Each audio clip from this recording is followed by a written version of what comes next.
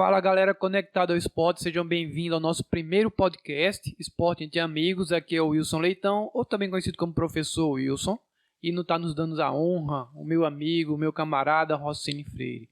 O tema vai ser retorno ao esporte pós-pandemia. Nada melhor do que o próprio Rossini para falar da sua vida histórica dentro do esporte, tá? Eu ia fazer aqui, Rossini, para você fazer o seu currículo, mas acho melhor você falar pessoalmente da sua vida no histórico do esporte. Pode começar. A minha vida, primeiro prazer estar aqui, né? Prazer estar aqui com o professor Wilson. E a minha vida no esporte, ela como acho que todo mundo, né? Na nossa época, começou desde criança ligado ao esporte, né? Eu comecei dos 8 aos 12 anos na natação. Depois passei para jogar futebol de salão e basquete. Mas me dediquei mais diretamente ao basquete, e fiquei por alguns anos no basquete, assim, como atleta. Também fui do futebol, com seleção paraibana universitária, e mais no basquete foi mais uma ligação, mais enquanto atleta foi mais no basquete, né? Passei um tempo no basquete e por esse motivo resolvi fazer o curso de educação física, né? Como todo mundo, ex-atletas gostavam de fazer. À época, eu gostava de fazer curso de educação física para tentar ensinar o que ele aprendeu como atleta, né? E aí passei um tempo, depois de formado, sendo técnico de basquete aqui na Paraíba, né? Principalmente no Colégio das Urdinas, né? Como técnico de basquete e na Seleção Paraibana Feminina. Depois, após formado também, fiz uma pós-graduação, primeira pós-graduação em treinamento esportivo, que houve na UFPB, na Universidade Federal da Paraíba, em 1990, e foi uma pós-graduação muito exigente, muito boa. E após essa pós-graduação, eu fui convidado pelo professor Cajá para trabalhar com preparação física no vôlei de praia. Nosso amigo Cajá. Cajá tem história nessa época. E ele tinha feito essa pós-graduação comigo. Ele disse assim: eu vou começar a trabalhar no vôlei de praia. Eu era atleta, mas agora vou começar a trabalhar. O vôlei de praia está começando a se desenvolver. E se tu aceitava trabalhar comigo na preparação física, tu ia ser o preparador físico e o técnico. E aí foi meu começo no vôlei de praia. Também dissertei sobre vôlei de praia, né? E aí começamos o trabalho com o vôlei de praia essa época, em 1991. E logo tivemos o desafio de preparar uma equipe para ir para a Olimpíada, onde seria a primeira Olimpíada que existiria o vôlei de praia em 1996 em Atlanta, Estados Unidos. E conseguimos, né? E daí para frente chegamos aí a 5 Olimpíadas seguidas, né? Atlanta, Sydney, Atenas, Pequim e Londres. E aí nessas 5 Olimpíadas conseguimos 3 medalhas, né? Uma de bronze, uma de prata, uma de ouro. Fomos também a 2 Pan-Americanos. Um Pan-Americano conseguimos a prata e outro ouro, né? E fomos, desse trabalho nós conseguimos ser 11 vezes campeões mundiais da categoria adulto e umas 2 vezes da categoria de base, né? Aqui com esse trabalho. Mas o trabalho no voleibol de praia, ele necessitou de uma especificidade muito grande, né? Porque o voleibol de praia, quando a gente começou, não tinha parâmetros. Tinha alguns parâmetros que eram no vôlei de quadra, mas o vôlei de praia, por estar começando, ele não tinha parâmetros. E aí nós vimos, à época, a necessidade de criarmos os parâmetros que hoje são tidos como referências para todas as preparações de equipes em termos em nível mundial, né? Então esses parâmetros, nós criamos parâmetros para os treinamentos cardiorrespiratórios, para os treinamentos neuromusculares, né? E a gente via que o esporte era um esporte muito exigente, porque tem muitos torneios durante o ano. Na época, chegamos a ter 30 torneios durante o ano. Imagine, 30 torneios, onde o atleta não pode ser substituído e ele joga na areia, né? Muitas vezes no sol, desgastante, e às vezes até pode jogar 3 partidas em um dia. Imagine como esse esporte é exigente, né? E aí foi por aí que a gente foi trabalhando, não é? Na área acadêmica. Depois eu vi a necessidade, a gente começou a também, em cima desse parâmetro, produzir material bibliográfico, né, e material e alguns artigos. E aí a gente começou a também a ministrar cursos pela Confederação Brasileira, pela ODEPA, que é a Organização do Desporto Pan-Americano, e pelo COB, para formarmos técnicos de voleibol de praia. E nesse sentido a gente formou não só também das Américas, né, acho que 90% de todos os técnicos das Américas, América do Sul, América Central e América do Norte, passaram por essa formação conosco, como também técnicos do Cazaquistão, da Rússia, da Espanha, da Itália, né, da Austrália e da China. Esses também passaram por formação conosco. Mas é mais ou menos isso na carreira acadêmica. Também, depois de um tempo, tornei-me professor, tanto na parte de pós-graduação, depois no curso de graduação no Centro Universitário de João Pessoa, UNIP, e ali foi onde me estimulou, após especialização, fazer mestrado e doutorado. Bom, basicamente é essa minha história no esporte. Né? É engraçado também, porque eu tenho uma história no esporte também, não tão longa quanto o professor Rossini, mas uma história assim, que eu conheci Rossini no GEBS, eu não vou nem dizer o ano também, que eu não me lembro o ano, Rossini, não vou nem falar qual foi o ano, no GEBS, Brasília foi? Brasília, 82, 84. 81. Não vamos tragar, não. É, vamos tragar. Bom, foi o de GEBS. 80 foi SEBS foi separado, né? Acho que foi SEBS e 81 GEBS, que foi em Brasília. Foi daí que começou a fazer separado. Foi. Porque eram um SEBS e um GEBS. E um GEBS, isso mesmo. Então, eu no Polo A4, com o Rossini no basquete, era? No basquete, isso. E eu jogava Polo A4, na época não tinha hotel, não tinha não, lembra, Rossini? Era uma escola, montar um beliche, bandejão, lá na UNB. Isso, tomar banho, todo mundo no mesmo banheiro. Minas. E era um tempo muito bom. O bandejão era lá no UNB. No UNB, um almoço muito bom. Muito bom também, por sinal. Né? E a gente ia de ônibus. 2 dias de viagem. Caraca. Mas era maravilhoso aquilo ali. E hoje, né, vai pro Jubes, eu já vim continuando, né, GEBS com Rossini, conheci Rossini da Praia Tambaú também ali. Jogando futebol de areia, fomos campeão com a Promol. Foi. Lembra, Rossini? Campeão paraibano. Campeão paraibano de futebol de areia. Disputamos com um time amador de futebol, que era o Palmeiras da Torre. Palmeiras da Torre. Só os peladeiros de praia, eu, Rossini, quem mais? Lembra aí, Rossini, do pessoal. Eu, você, Alexandre, tinha Davi, também, tinha Maurílio, Leopoldo, goleiro, não era? Leopoldo, goleiro. Tínhamos Creso. Era um grupo bom. Qualquer dia eu vou chamar alguém aqui do futebol de areia pra gente conversar, relembrar isso aí. E na vida acadêmica também, né, o professor Rossini me deu a honra de trabalhar com ele no UNIP, né?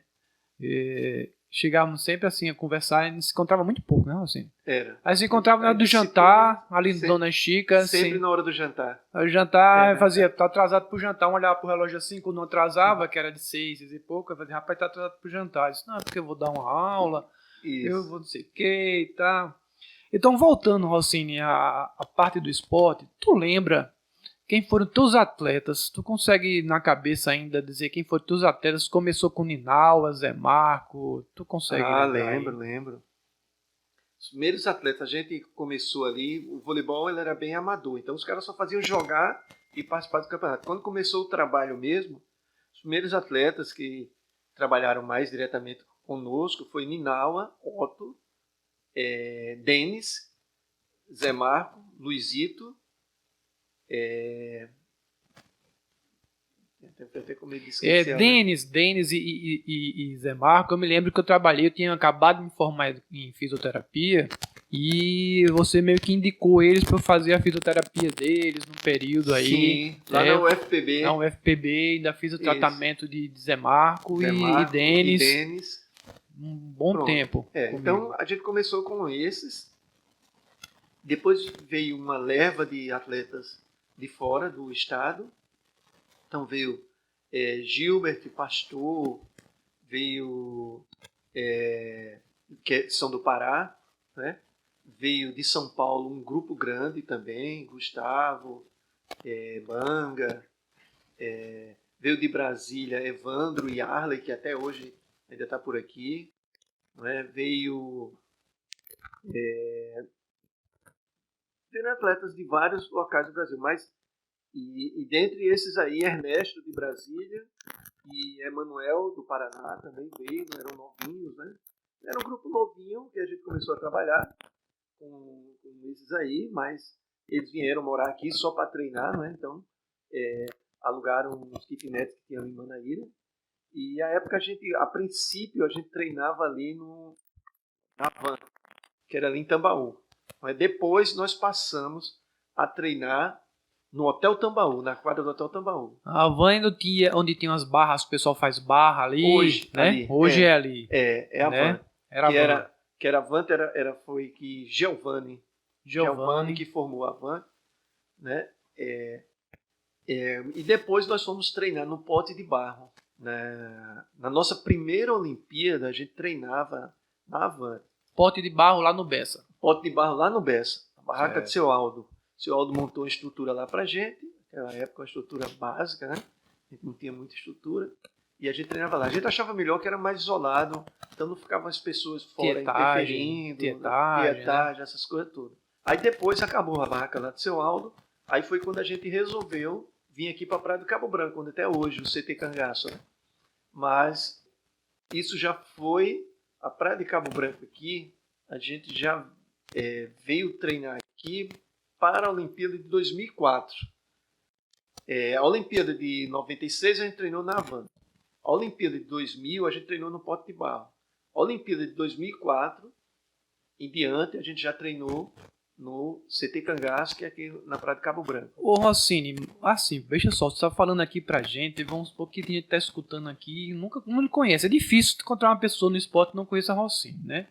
Mas olha só, Rossini foi técnico, bicho, de campeões olímpicos.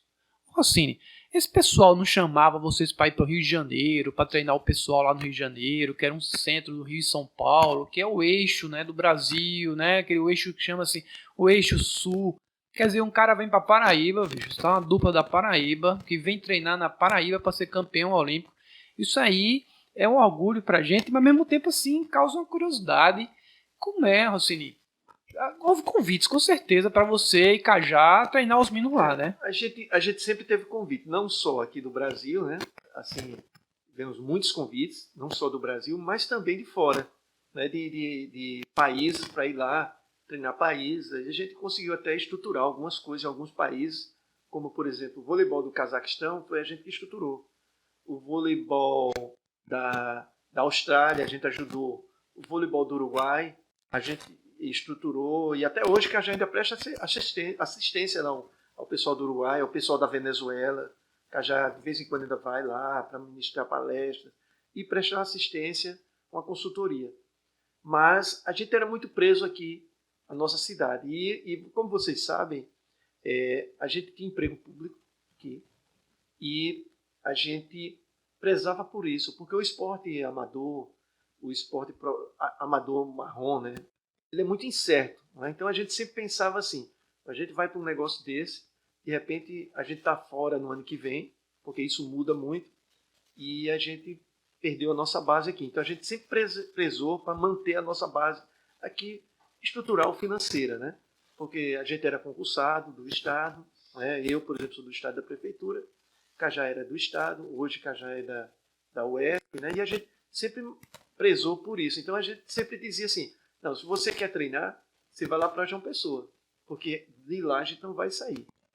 Mas isso também, no começo, foi muito assim com o Zé Marcos. Isso era um obstáculo, né? Na verdade, é um obstáculo ou era Mas vantagem? era um obstáculo que, como eles diziam, a gente dizia a eles, se você quer, você vai para lá.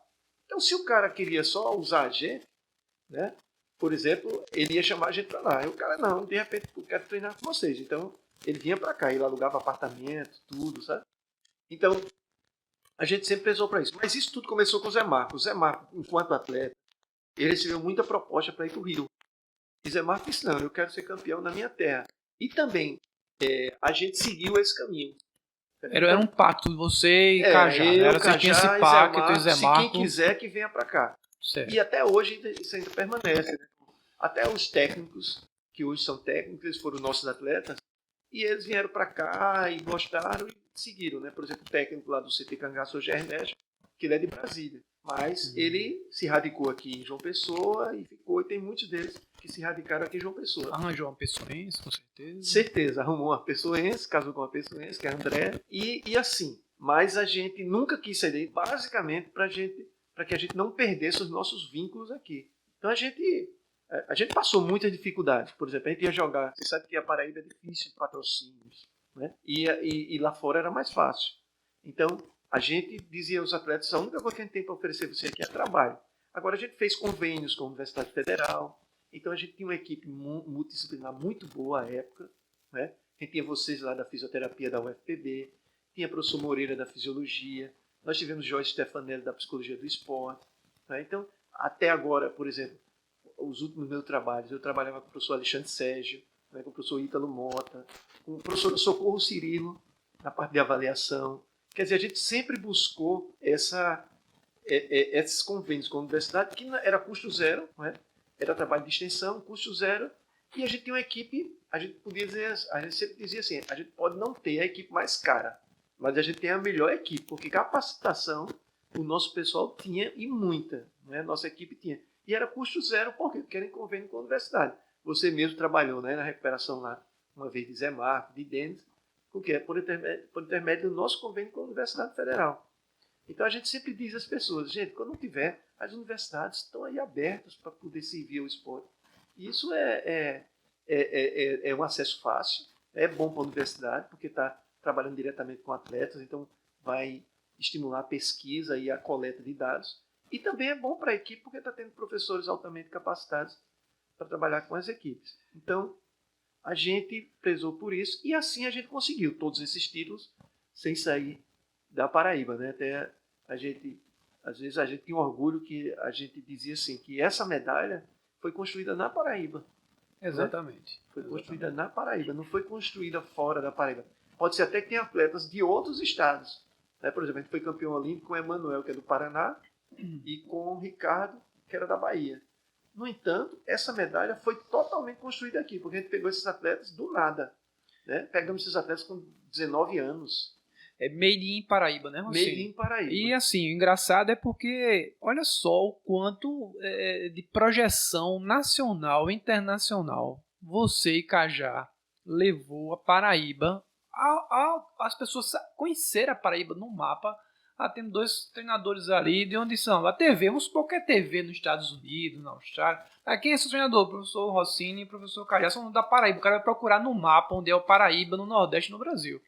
Então, assim, e é engraçado que o governo em si nunca se preocupou com isso, de dar um incentivo, de chegar assim para Rossini, para Cajá, e dizer, rapaz, que vocês estão precisando o quê? De um hotel para hospedar os meninos, nada disso, cara. Os caras iam na raça, o amor ao esporte.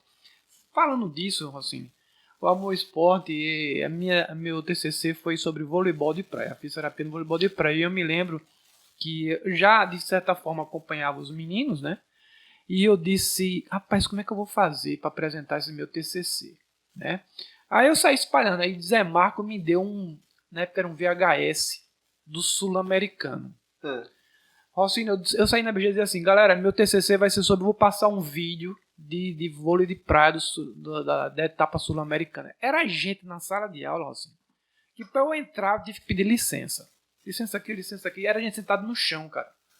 E no final, né, eu já tinha planejado para faltar uns 10 minutos, mais ou menos. A gente, como professor agora, a gente fica vendo o aluno tremendo, né? Né, Neto? Mas fica tremendo. nervoso. Não tem isso que não fica. Neto Almeida aqui, o nosso técnico aqui também vai ser fisioterapeuta, né? Estudante, já tá aqui olhando para mim do TCC, já meio cismado. Mas eu me lembro também que aí eu, no final, disse, era a professora Neide, a minha banca, disse, professora, se você me permite, eu queria passar aqui um vídeo. Você não pode permitir, Rossini. Foi a coisa mais linda do TCC, cara. Foi gente bonita, gente de biquíni. Os caras batiam palma quando apareceu a mulher de biquíni. Era Zé Marco cortando, era dentro levantando, era o contrário. Era os caras dando palma nos americanos, não sei o quê. Bicho, quando acabou, foi tanta palma que até a banca ficou encabulada de fazer crítica ao meu trabalho, cara. Aí daí eu disse, pô, por que a gente não vai investir aqui na fisioterapia esportiva? Na época os professores eram Dório, Jamaci e Jerônimo. Jamaci e Jerônimo. Aí eu disse, por que não investir? Né? Aí eu comecei a me trabalhar mais com esporte, comecei a atender os meninos, aí comecei a atender o pessoal do atletismo, aí fui fazendo. Também no Botafogo, esporte. Sim, aí eu fui pro Botafogo na década de 2000, fui pro Botafogo, foi um convite, já a pessoa sabia, me fizeram um convite. Aí eu fui pro Botafogo, que depois eu vou convidar alguém do Botafogo para participar dessa conversa, né? Outro fato interessante com o Rossini, que eu conheço o Rossini não só de atleta, mas como treinador no Jubes, que a gente foi para Maringá. Sim. Né? O Rossini levou duas duplas masculinas, não uma dupla masculina e uma dupla feminina, que ninguém nem conhecia, né? Foi. Renato e Rafael. E as meninas eram Andresa e Lídia. Aí, chegando lá, os caras tudo preparados, chega Rossini. Rossini tinha abandonado o vôlei de praia, de ser atleta, quantos anos já? Acho que fazia uns 3 anos. Uns 3 anos, cara, eu tô livre de Rossini, cara. Aí lá chega Rossini com 2 atletas. Os caras falam, puxa, caraca, lá vem Rossini, velho. Na Paraíba, Unipê. Aí Rossini, não, eu tô com 2 meninos aqui, juvenil, Renato e Rafael, 2 meninas também. Eu vim só pra brincar, só pra não sei o que. Resultado, medalha de ouro masculino e feminino. Os caras devem ficar muito putos, viu? Vamos perdendo a palavra aqui. Quando chega Rossini, e os caras dizem assim, pô, chegou Rossini, lascou.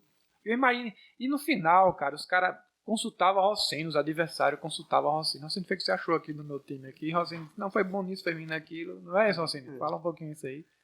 Porque, assim, acho que hoje também praticamente 100% dos técnicos de vôlei de praia do Brasil foram formados por vocês, por mim e por Cajá, né? Então, a gente, esse ano, nós fizemos 22 anos que formamos os técnicos do Brasil. O vôlei de praia, o futebol agora começou, mas o vôlei de praia, o vôlei é a única modalidade no Brasil que tem uma escola nacional de técnico há mais de 30 anos. A CBF construiu isso agora, não foi? A CBF construiu isso agora, inclusive baseado na estrutura da CBV. E o vôlei de praia tem a Escola Nacional de Técnicos desde 1997. E a gente que ministra esses cursos. Então, para você trabalhar no vôlei de praia no Brasil, você tem que fazer nível 1, nível 2 e hoje nível 3. Né? Tem que fazer os 3 níveis.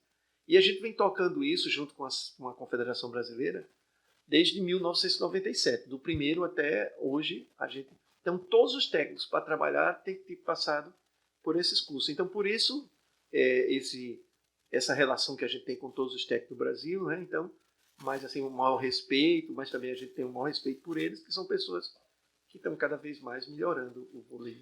Gente, só vocês vendo assim, porque a gente falando só, vocês não têm ideia. Rossini, veja só. O nosso tema vai ser retorno ao esporte pós-pandemia. Ninguém melhor do que você, que trabalha com esse parte de treinamento esportivo, para falar do retorno ao esporte. Eu queria que você fizesse assim, falasse um pouco do retorno ao esporte da natação, um retorno ao esporte do pessoal do vôlei, que você... e dos outros esportes que você talvez tenha um conhecimento também, né? Depois a gente vai falar um pouquinho do futebol, mas que fizesse basicamente o vôlei, a natação, que você tem mais convivência, que é mais, você convive mais hoje. É mais o vôlei, a natação, a corrida de rua, né? Corrida de rua, trabalhando tempo com o pessoal. E como vai ser esse retorno? Como é que está acontecendo? Como é que vai acontecer? Quais são as suas perspectivas para esse retorno? Na verdade, assim, você sabe que a gente está no meio da pandemia ainda, né? A gente ainda hoje não tem uma vacina, a gente ainda hoje não tem muitas interrogações em relação a esse vírus, não é? A gente sabe que está sendo desenvolvido as vacinas, não é? Mas a gente sabe que tem os cuidados a serem tomados, que isso é o que está comprovado, né? O distanciamento, os protocolos de higiene, né? de sanitários, né? Então, quer dizer, primeiro, a gente tem que ter essa consciência. E eu tenho observado que para se ter essa consciência, tem que se ter educação. Porque você tem que ter educação para respeitar até onde vai ser o limite, até onde você pode contagiar um próximo ou não. Não é? Porque muitas vezes as pessoas falam assim, uma criança ela não pega, mas ela pode ser um portador do vírus. Exatamente. Então, essa consciência educacional, para mim, é de suma importância. Quanto ao esporte, né? Os esportes individuais são mais fáceis, porque você pode manter um distanciamento, você não tem, você não compartilha equipamentos, não é? Você não compartilha equipamentos, por exemplo, a bicicleta é sua, o seu tênis de correr é o seu. Nem tem um contato Não tem um contato físico, né? Então não há necessidade dessa proximidade. Corrida, natação tem essa vantagem que o vôlei vai ter um pouco, mas tem, né? E a natação, como eu tenho visto, a natação, ela mais ainda, porque ela é praticada dentro de um meio, né, que já tem vários artigos publicados, inclusive até no Fantástico, saiu domingo Fantástico passado, que o meio aquático de piscina, e toda a piscina funciona, ele com 2 partes por milhão de litros de água de cloro, elimina qualquer possibilidade de contágio e de o vírus sobrevivência né? de vírus, né? Então, e toda a piscina ela tem que funcionar acima de 2, no mínimo, acima de 2. Então, a piscina que não funciona acima de 2, ela fica suja. Ela não só está exposto ao vírus do Covid-19, mas a outros tipos de bactérias, justamente, vírus e protozoários da vida. Então, o meio aquático de piscina é o mais propício hoje, porque até tem pessoas que falam assim, todo dia eu vou dar um mergulho na piscina que eu tiro todos os vírus que eu tenho mesmo, mato o que tiver.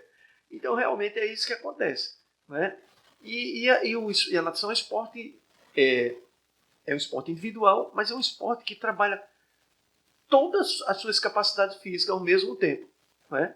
E até as suas capacidades cognitivas, que às vezes as pessoas pensam assim, mas a natação, quem pratica, você sabe que a natação ali você tem que ter força de vontade, você tem que ter determinação. Muita disciplina. Muita disciplina, superação, né? Se você passa 2 semanas sem treinar, você sente a diferença do que é isso. Então, mas ela trabalha o corpo como um todo, né? Ela trabalha o corpo como um todo e trabalha as capacidades físicas, a cardiorrespiratória, né? Num treino, você às vezes pode trabalhar num treino de natação, né? Uma capacidade aeróbica, uma anaeróbica e uma anaeróbica lática. Anaeróbica lática e uma lática, né? Então, quer dizer, é um esporte muito completo. No entanto, você tem que manter os cuidados antes também de chegar na piscina, não é? Dentro da piscina você está totalmente garantido. Agora, não pode também chegar, como na corrida, como no ciclismo, fazer uma rodinha e ficar batendo papo antes não é? Você tem que manter o quê? Tá fora da piscina, antes de começar a corrida, antes da sua pedalada, né? Vamos conversar, mas todo mundo de máscara ali e mantendo a distância. Okay. Né? Manter a distância, manter a higienização das mãos, né? Tudo isso eu acho importante. Quanto aos esportes, os esportes de contato, os esportes coletivos, né? E os esportes individuais, mas que tem contato, com mais lutas, não sei o quê, já é muito mais complicado. Porque você tem que ter a testagem constante para saber se aquela pessoa se a pessoa é portadora do vírus ou não. No entanto, a gente sabe que no Brasil essa testagem não é tão fácil, não é? Primeiro que há uma exploração financeira em cima disso. Caro, né? Caro, né? Por exemplo, essa testagem, a mais simples, né? Eu estava conversando com um colega meu, ela custa R$20, R$15. Estão cobrando aqui R$300. Impressionante. Assim, as pessoas pegam, não querem saber se é saúde ou não, querem ganhar dinheiro, né? Então, ele mesmo me disse, você para fazer um teste desse de sangue, né, tipo a Covid, antes você fazia por R$20. Hoje você vai, o mais barato que você está encontrando aí, R$200. Né? Vocês observaram as máscaras no começo, né? Uma máscara que custa hoje R$2, estavam vendendo por 5, 7, 10, R$20. 15. R$20 um álcool em gel. Eu cheguei a comprar 1 litro de álcool em gel no barato, 1 litro de álcool em gel no barato por R$60, porque não tinha as pessoas explorando. Eu só vendo se for por 60. Quer dizer, tem muito essa cultura. Aí é onde eu volto. Problema educacional. Né? Rossini, então falando nisso aí, veja só, eu tenho conversado com algumas pessoas e tem uns amigos que participam do grupo, eu digo assim, cara, como é que um time como o Flamengo, que é um time como o Flamengo, e ele chega a empatar com um time como o Atlético Goianiense, Cara, a gente tem que ter em mente, você tem que ter em mente que agora tá se fazendo o quê? Uma nova temporada. Os caras estão na temporada de base. Então, nesse período, depois você me confirma aí, Rocinho, você me corrige. Nesse período, o que acontece? Todo mundo está no trabalho de base, né? Isso. Então, o aspecto técnico e tático não está no ideal, nem físico. Então, é muito fácil você pegar um time do Flamengo hoje, que tem grandes jogadores, e os caras têm um alto índice técnico e tático, mas eles não estão na capacidade total, e você iguala com um time de uma capacidade menor. Vou dar um exemplo aqui do Nordeste, Fortaleza, Ceará, Sport, e você vê jogo duríssimos. Mas você não entende que ali está depois de 2, 3 meses, o outro tipo de capacidade técnica vai começar a evoluir e o outro não vai evoluir tanto. Aí vai começar a ter a diferença da qualidade técnica, né? Não só é verdade que a gente viu o Manchester ser eliminado na Champions pelo Lyon. Onde é que você hoje diria sim, caiu no planeta Terra hoje, no mês de agosto, e que o Lyon ganharia do Manchester United, treinado por Guardiola? Nunca. Teve uma pandemia que atrapalhou ou ajudou os times pequenos, eu não vou dizer que atrapalhou o time bem, mas ajudou os times pequenos, e no momento tá todo mundo ali igual. Você pergunta hoje assim, amanhã vai ter a final da Champions, não sei nem o resultado, quem tá gravando aqui, mas assim, o Bayern vai ganhar do Paris Saint-Germain?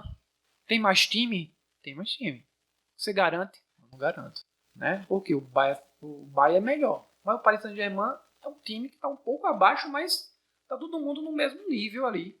Pode ser uma goleada como o Barcelona levou do Bayern? 2-2 pode. Pode o Paris Saint-Germain ganhar? Pode. Então, estamos num mundo assim que a gente não sabe, né? Quem possa dizer que é favorito e quem não é favorito no jogo. Assim, tô certo, como é que tu acha? É por aí? Não, tá certíssimo. Assim, devido a essa pandemia, primeiro, relação a essa parte de periodização, né? Falando, você vai ver que está no período básico, não sei o quê. A maior prova disso é o Campeonato Paulista. Eu sempre falo isso. O Campeonato Paulista, por inúmeras vezes, os times, menores times do interior paulista, eles largam na frente. Isso. E depois os outros vão recuperando. Por quê? Porque aqueles grandes de São Paulo, eles estão disputando até o Campeonato Brasileiro, Exato, que vai até próximo ao final do ano.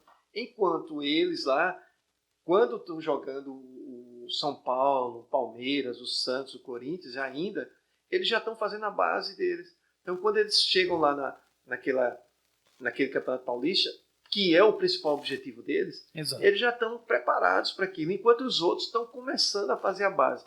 Então, apesar dos times, os maiores times de São Paulo, terem os melhores jogadores, né?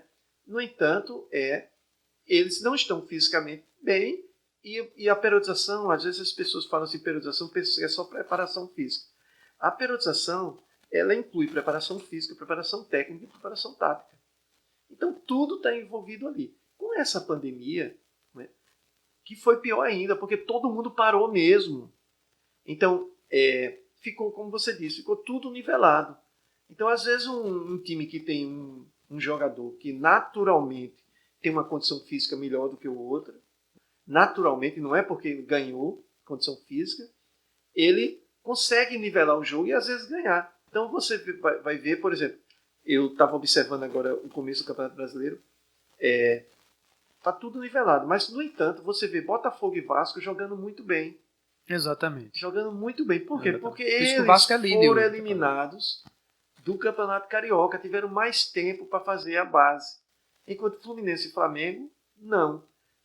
Os paulistas também. Então isso fez com que nivelasse a coisa. Então não é assim de se admirar que o Atlético Goianiense vai ganhar do Flamengo.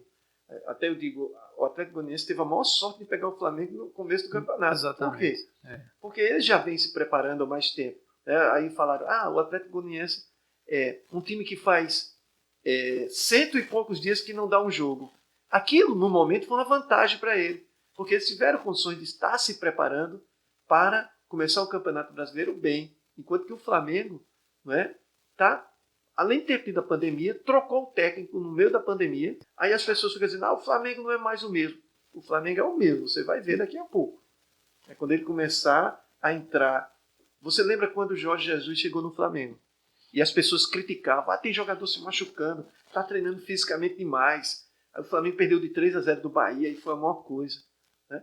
E ele simplesmente veio e implantou um sistema de treinamento bem periodizado. Né? E o que? Ele considerava que as periodizações modernas consideram o jogo como uma fase do treinamento. Né? Então ele fazia aquele jogo considerando uma fase de choque de treinamento, recuperava os atletas, tanto que as pessoas impressionadas diziam, Jorge Jesus não poupa jogador. Mas era porque ele sabia trabalhar a periodização correta, de quê? De colocar o jogador para jogar, tratar aquilo como um microciclo de choque e recuperar o jogador para que ele... Enquanto aqui, por exemplo, eu dando aula no NIP, uma vez um menino que estava estagiando, eu disse, no Botafogo, ele disse, os jogadores de vocês vão se machucar. Eu disse, por quê? Porque o time jogou domingo. Segunda estava treinando, eu vi o treino do Botafogo segunda, estava treinando à tarde forte. Esses caras não vão aguentar, meu amigo. Tem que ter uma recuperação aí. Tem que ter uma recuperação. Então, hoje eu defendo muito que treinamento é controle. E controle de treinamento é em cima de recuperação. Então, muitas pessoas estudam hoje, isso é uma coisa que tem muito acesso, processos de treinamento. Porque esse processo é bom. Eu digo sempre, gente, o mais importante hoje é estudar controle de treinamento, é estudar recuperação. Porque você só pode aplicar treinamento quando você tem um atleta recuperado daquilo. Então, muitas vezes você vai observar processos de treinamento e o cara dá uma pancada de treinamento e o cara critica. Esse cara está dando uma pancada de treinamento muito forte. Pode dar tranquilamente. Se ele der uma boa recuperação, uma boa anabolização para o atleta, pode dar pancada de treinamento quanto for. O problema é que os caras dão uma pancada agora, dão outra depois da manhã, né, e acham que o atleta é assim, uma máquina que vai sempre evoluir. Ele não tem as curvas de ápice e recuperação. Né? Então, outra coisa que eu vejo muito, né? Hoje com essa aula virtual, é que o cara vê uma live, então ele acha que naquela live ele aprendeu tudo sobre treinamento esportivo, né?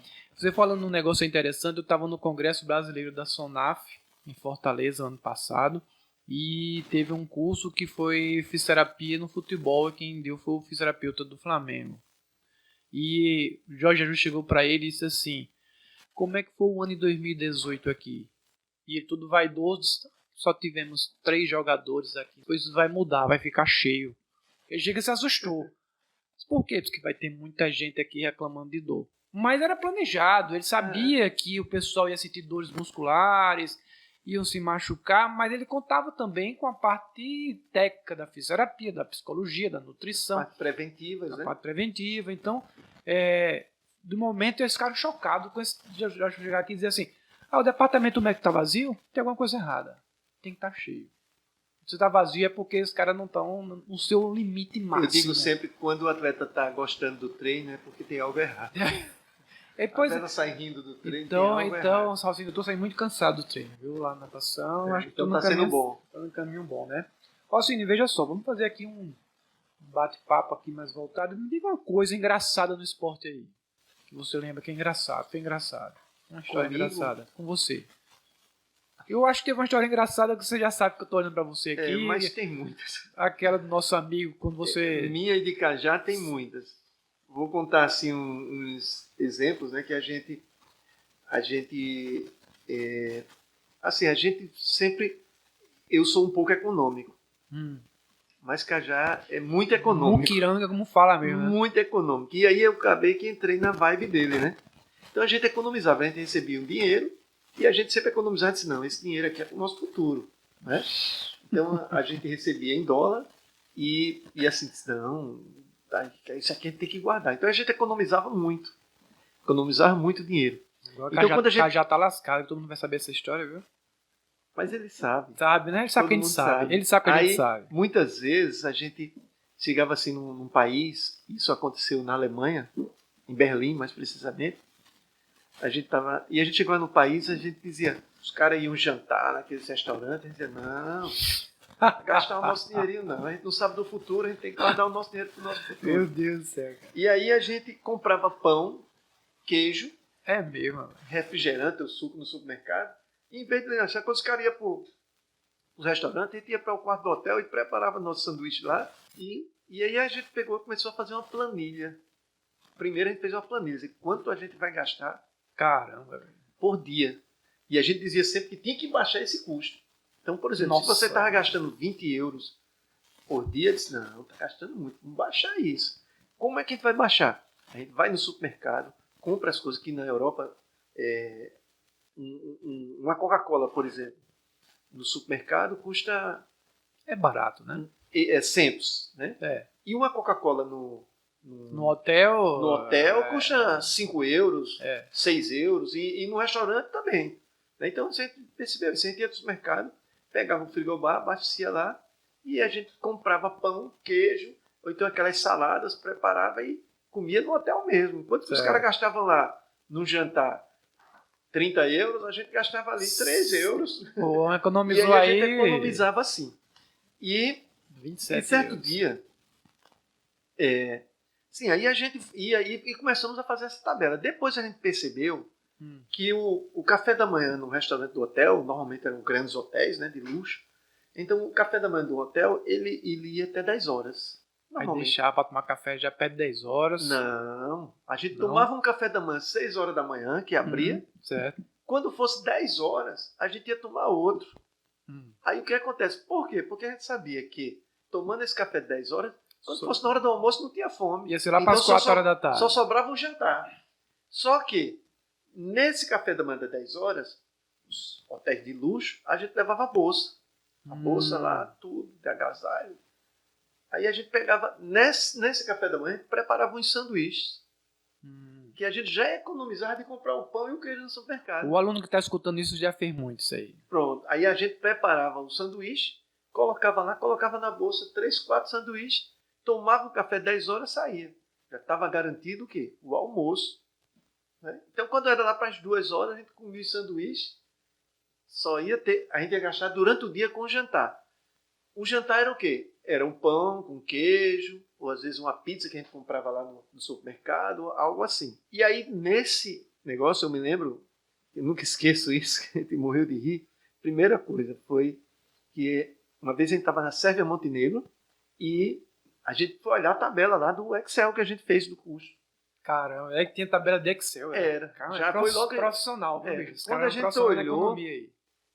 o custo diário, a média estava em 2 euros. Aí o danado do Cajá disse, vamos baixar mais. Eu disse, tu quer que a gente morra? Mais? Só se for passar fome, cara. Ele disse, tu quer que a gente morra? Tá em 2 euros, tu ainda quer baixar. Aí ele disse, a gente não tem determinação, não é? Vamos baixar. Eu digo, homem, vamos ver se a gente sobe pelo menos para 5 euros. Ele chegou em 2 euros. Aí ele dizia, e não quer economizar, não? A gente tem que economizar. Cara. O futuro ninguém sabe.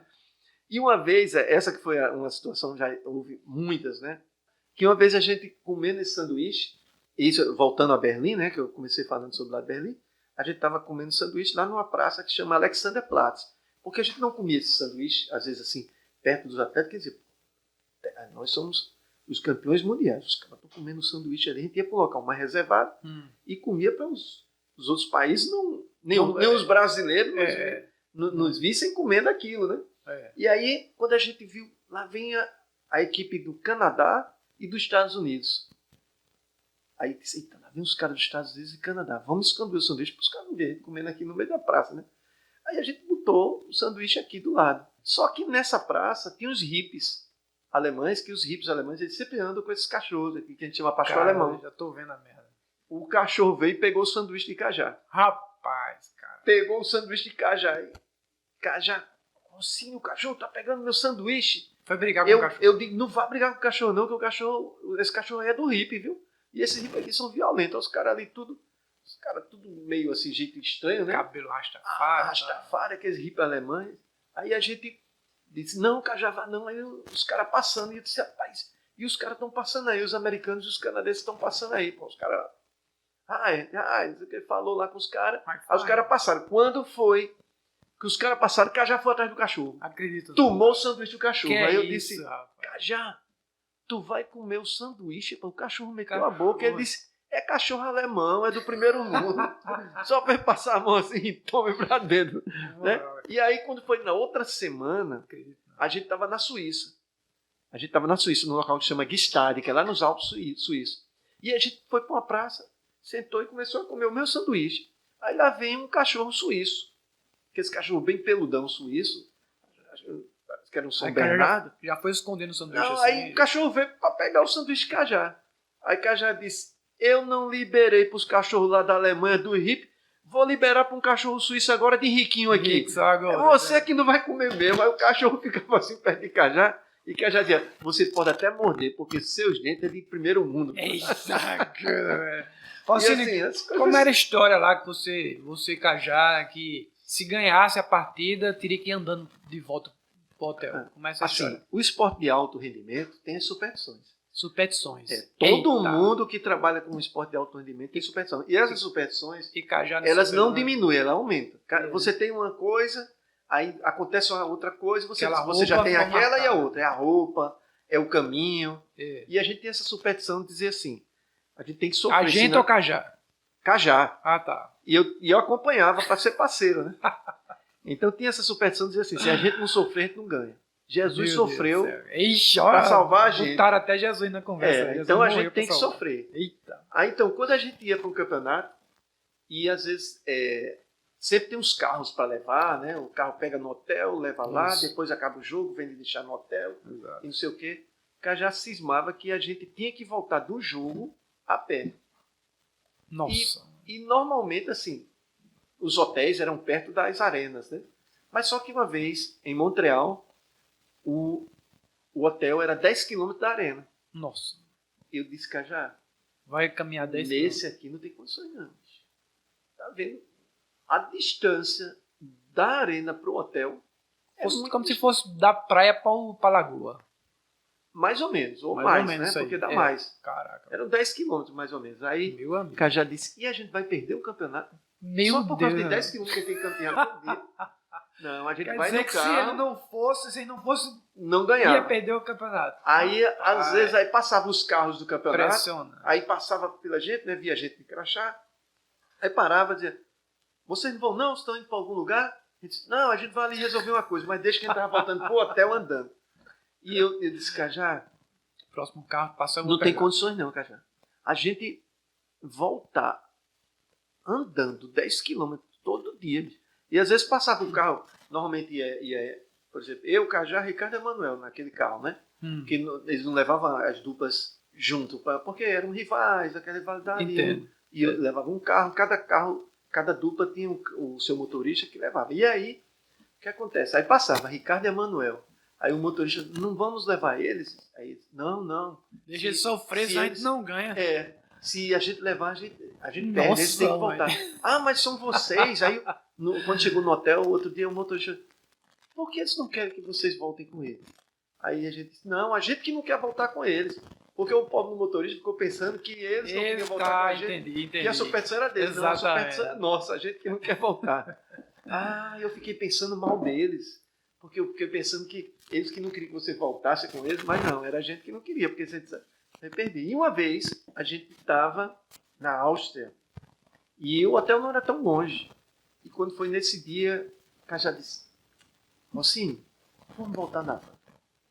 Esse negócio de superstição superou. Muito bem, cara. Depois a gente não perdeu o jogo? Não, aí voltou tudo abaixo. Aí voltou tudo abaixo. Eu digo, rapaz. E eu dizia, se a gente ganhar esse jogo, vai mostrar.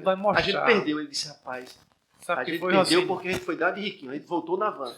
Não era para ter voltado no carro da competição, não. E hoje tá rico, professor universitário, tá rico demais. Alcine, agora assim, uma cena que lhe marcou não agradável, assim, triste. De esporte, no vôlei ou qualquer uma coisa que ele faça. Você deu um exemplo engraçado, agora um exemplo de uma coisa triste que aconteceu, que marcou esporte com vocês. Ou pode ser você individual, ou pode ser junto com o Cajá. A gente teve muitas, assim, coisas, assim, pesadas, assim, das viagens, do desgaste com a família, né? Você vê, por exemplo, sua filha. Nem tudo é flores, né, Rossini? Nem tudo é glamour. O cara pensa assim, a vida de vocês, por vocês estão viajando. É muito gente de fora, né? A Rossini tá na Espanha hoje, amanhã tá em Roma, amanhã tá não sei o quê. Acha que a vida do cara é passear. Não é, né, Rossini? Dá pra ver assim, uma família, a família sente falta. Pra gente é esse distanciamento da família e dos amigos, né? É verdade. E assim, eu por exemplo, eu vi minha filha, aquela época, você só teve uma época no começo, lá, quando minha filha nasceu, que o acesso a, por exemplo, a telefones, esses telefones, assim, o WhatsApp foi ter um dia desse. Primeiro teve o Skype, né? Então a gente não via. Então eu vi minha filha quando nasceu e fui ver minha filha com 6 meses de idade. Então eu passava, às vezes eu lembro uma vez a gente estava na Califórnia e tinha e fazia 3 meses que ela tinha nascido. Então tinha uma senhora lá correndo, que na Califórnia o pessoal corre muito com os bebês, tem aqueles carrinhos, né? Com aqueles pneus, corre. O pessoal faz muita atividade física lá e parou do meu lado e eu perguntei, quantos anos essa menina tem? Quantos meses tem? 3 meses. Aí eu ficava, bateu a saudade. Desse jeito Bate assim. a saudade. Eu não sabia como ela estava, né? Então isso foi, e depois que ela foi ficando mais consciente, e também passou a existir o telefone, as imagens, né, por telefone, pelo Skype, né, eu pensei que ia ser melhor, mas tornou-se mais triste isso aí, porque a gente via e dava vontade de estar perto. A saudade bate mais forte, batia né? mais forte. Não vendo aquele coração, o que os olhos não vê, o coração não sente, né? Assim. E o que piorou mais foi que depois, hoje existe, criaram um voo que é Recife-Lisboa. Então, devido ao fuso horário, você sai de Recife às 10 horas da noite e você está em Lisboa 5 horas da manhã. Então, no mesmo dia você está, por exemplo, quando a gente tinha folga lá, qualquer folga que a gente tinha de uma semana, a gente vinha a João Pessoa. Porque a gente pegava de onde a gente tivesse, a gente pegava esse voo para Lisboa e a gente saía de Lisboa, o voo era 10h45. E devido ao fuso horário, a gente chegava aqui 2 horas da tarde em Recife. 4 horas da tarde a gente estava em casa. Então a gente passou a vir mais vezes em casa. Pensando que era bom, também foi ruim. Porque a gente tinha mais despedidas. Hora para sair e ficava aquela... Foi uma coisa que fez vocês desistirem, não foi, Rossini? Foi isso principalmente. Então isso passou a machucar. Para vocês terem uma ideia, quase 10 dias eu pegava esse voo, Recife-Lisboa. E o pessoal da TAP, que é a empresa portuguesa que faz esse voo, Transporte aéreo português, de Portugal, eles já conheciam a gente. Então muitas vezes eu ia chorando. Eu saía daqui e passava umas 2 horas chorando dentro do avião. Imagina. E as pessoas ficavam preocupadas. Às vezes uma pessoa que sentava do meu lado, ele está chorando, não sei o quê. E os caras já conheciam. Não, é porque toda vez ele fica assim. Isso foi, sabe? E deixou marcas. Sabe? Deixou marcas. E foi, primeiro o Cajá saiu antes de Londres. Apesar de ter ido para Londres. Da Olimpíada de Londres. Foi, mas Cajá foi para Londres. Porque quando chegou, faltando um mês para Londres, Cajá apareceu uma vaga na equipe. Ele disse, vamos chamar Cajá, que Cajá já é acostumado com a gente, já tem experiência olímpica, já foi e ajudou muito a gente em Londres. Mas Cajá saiu antes e Cajá já estava com alguns problemas já de síndrome de pânico, nessas coisas. E comigo começou a ocorrer também. No começo até eu pensava assim, Cajá, que negócio é esse? Mas é o estresse que é muito grande. O esporte de aprendimento é muito estressante. É verdade. E aí a gente começou, e longe da família, longe dos amigos. Perdi a qualidade de vida, né? E teve uma vez, justamente quando eu decidi, isso foi... A gente estava se preparando para a Olimpíada de Londres, eu estava num hotel em Londres, na Polônia, em Varsóvia. E lá, naquele momento, estava tendo a festa aqui de um sobrinho, todo mundo na festa, e já existia esse Skype, eu acompanhando.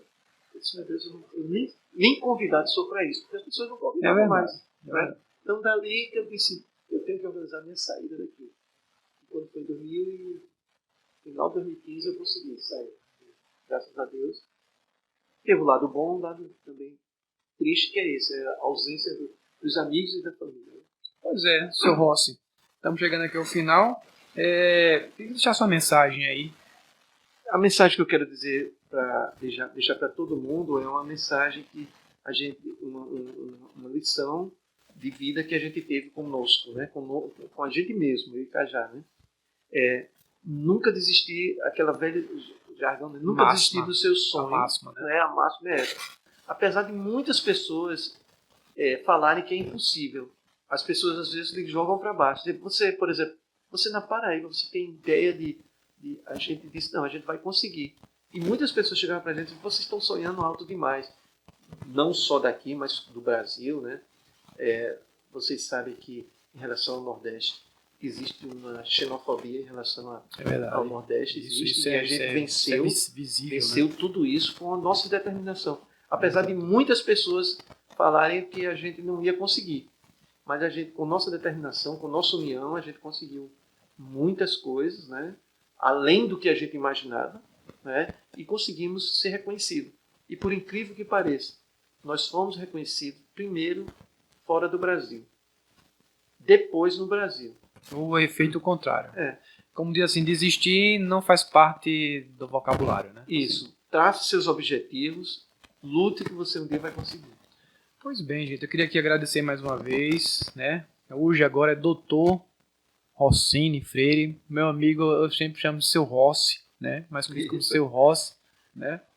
Rossini, Isso queria muito decorrente agradecer. dos atletas, né? Dos atletas chamam Seu Rossi. E só uma rapidinho, eu me lembro que estava atleta de vôlei, a dupla de vôlei, e ele disse assim: Seu Rossi, eu posso tomar um sorvete? Tinha acabado de aula. Eu disse: pode não. E Rossini disse: pode olhar para Rossini e dizer assim: pode olhar para mim e dizer: pode não. Eu sou fisioterapeuta, não pode liberar não. Aí olhar para Rossini assim: pode. Ele disse que vai mandar. Rossini, claro, né? Seu Rossi. Então agradecer a você, nossa estreia no podcast, né? Esporte Entre Amigos. Você está sendo o primeiro, viu, Rossini? É um prazer ter você aqui. E agradecimentos, né? A 211 Coworking, que está o espaço que a gente está usando aqui, né? Para fazer. E agradecer ao nosso Neto Almeida, nosso técnico do som aqui, Netão, né? Que nos ajudou aqui nessa empreitada. Gente, vamos despedindo. Professor Rossini, obrigado mais uma vez. Eu que agradeço. Tá? É tanto assunto que eu vou ter que ter uma segunda vez, né, Rossini? Pra botar pode marcar. Então, amigos, um abraço a todos e fica para o segundo episódio.